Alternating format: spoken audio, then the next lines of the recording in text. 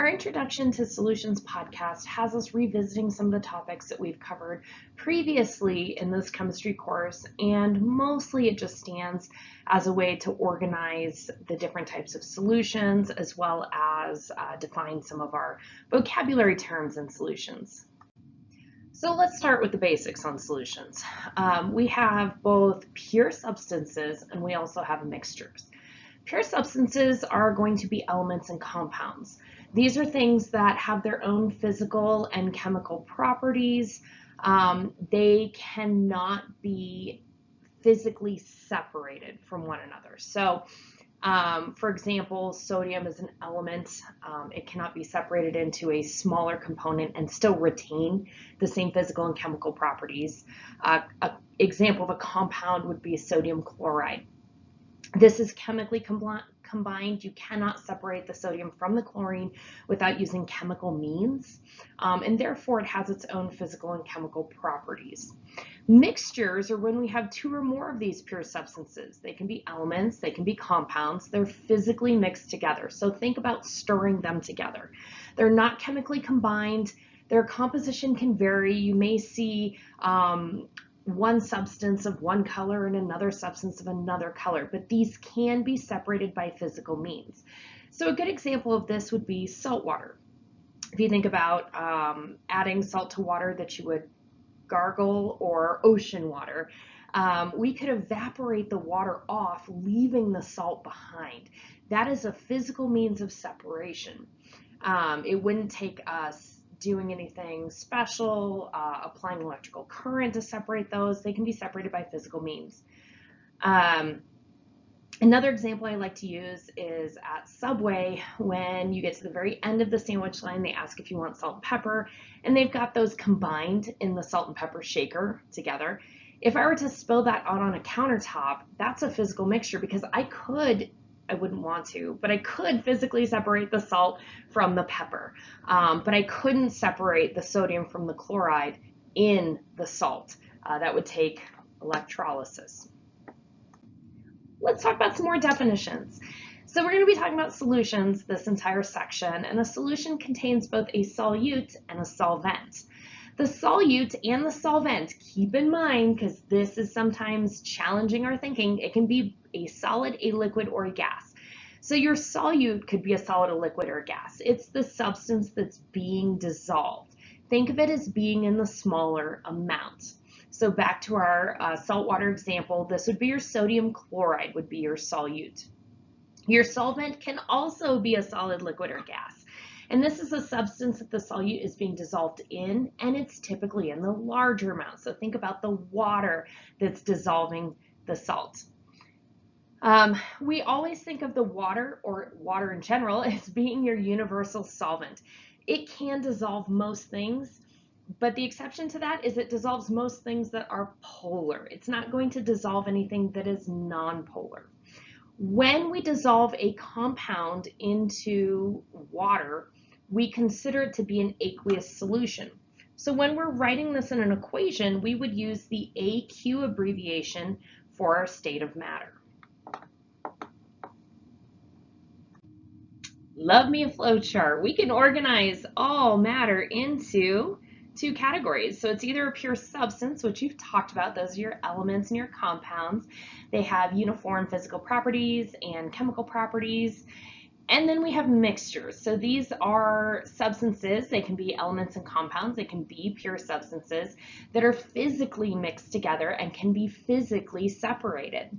There are two types of mixtures, and we'll talk more about these on the following slides, but we have homogeneous mixtures, which have uniform compositions, so they look the same throughout, and we have heterogeneous mixtures, which have a varied composition. So thinking back to my salt and pepper shaker analogy, the salt and pepper mixture would be a heterogeneous mixture because it has a varied composition. You can see the salt, you can see the pepper.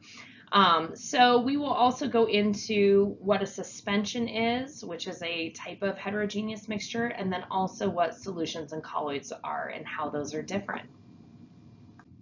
All right, let's get into our types of mixtures. We'll start with homogeneous mixtures. So these are going to look the same throughout. There are solutions and colloids. So we're going to be focusing on both solutions and colloids as types of homogeneous mixtures.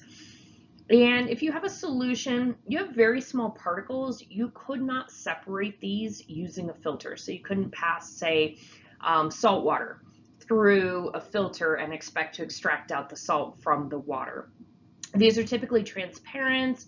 The particles aren't going to settle out, so you're not going to see a collection of your solute particles at the bottom. And some examples of these would be air. Air is a mixture of a lot of different gases. Remember that a mixture, the solute and solvent can be solid, liquid, or gas. They can both be gas. So another example would be fillings. We see teeth fillings here, which are a mixture of silver and mercury. So now we're talking about two solids, or a solid metal and a liquid metal, that are serving as a solution. Saline solutions, like what you would find in an IV bag, contain dissolved sodium chloride in water. So that's an aqueous solution of saline. Vinegar, coffee, gasoline, those are all considered solutions. Colloids are homogeneous mixtures, but they have larger particles than your solutions. So because these particles are larger, they're often opaque in appearance, so you can't see through them. You can't separate out your solute from your solvent using filters. The particles are still not separating out. And some examples of these would be proteins, aerosols, foams, emulsions. Milk is probably the one I can imagine the most, so I put the picture there. Again, milk is going to be a mixture of sugars and proteins and water, but we can see that it doesn't settle out, especially when it's been homogenized. So homogenization makes sure that it stays uniform and that you don't get a separation of that fat and the other parts of the milk. Shifting over to our other type of mixture, we have the heterogeneous mixtures, which are varied composition. So suspension is a type of a heterogeneous mixture, and it's going to have large particles suspended in liquid. Again, these are much larger particles than what you'd see in a solution or a colloid. You can actually separate these out using either a filter or a centrifuge. And a centrifuge is a machine that spins a liquid at a very fast rate. And so whatever the heavier particles are tend to go towards the bottom of your tube, your centrifuge tube, and the lighter particles are on top. These will settle out if you let them sit. And I'm thinking about calamine lotion, if you ever were unlucky enough to have the chicken pox, or if your parents used this when you got bug bites. Milk of magnesia, all of these have directions to shake before using, and that's simply because the larger particles have settled to the bottom and you want to make it a more uniform solution. Amoxicillin as well, when you get the liquid amoxicillin that you keep in the fridge, that settles out as well. Blood is another example of a suspension that we don't usually think about as being a suspension, but it does have larger particles. It has plasma, which are your salts, water, and proteins.